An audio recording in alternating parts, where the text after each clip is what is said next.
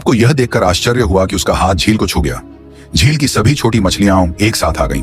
इससे पहले कि वह कुछ कर पाती, एक भंवर बन गया और उसके हाथ को जकड़ लिया। ज्याओमी आजाद होना चाहती थी, लेकिन वह नहीं कर सकी। जैसे जैसे बल बढ़ता गया, ऐसा लगा कि वह उसे निगल जाएगा। ज्याओमी उसे बचाने की जल्दी में थी, लेकिन उसकी कोई भी सहपाठी मदद के लिए नहीं दौड़ी। किसने सोचा होगा कि अगले ही पल छोटी मछलियों का समूह एक इंसानी हाथ में बदल गया, जिसने ज्याओमी का हाथ कसकर पकड़ लिया।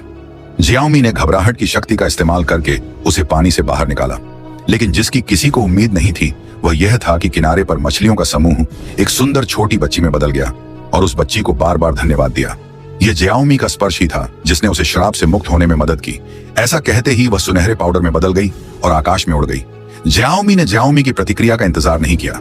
अचानक एक विशाल पक्षी जंगल से बाहर निकला। ज्याओमी सीधे किनारे पर उड़ गई। सभी घबरा गए और भागने की कोशिश करने लगे, लेकिन इस समय विशाल पक्षी रुक गया। पता चला कि वह कई सालों से श्रापित थी। जब तक ज्याओमी उसे धीरे से छूती, वह मुक्त हो सकती थी, लेकिन जब दयालु श्याओमी उसकी मदद के लिए तैयार हुई तो दूसरी लड़की का प्रेमी अचानक प्रकट हुआ। बिना कुछ कहे उसने विशालकाय पक्षी के हृदय में एक तीखी तलवार घुसेड़ दी।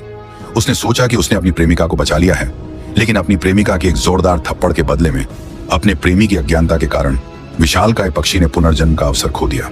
और श्याओमी को अंततः समझ में आया कि उसने जिसे छुआ था वह केवल मछली समूह और विशालकाय पक्षी ही नहीं था, बल्कि हर वह आत्मा भी थी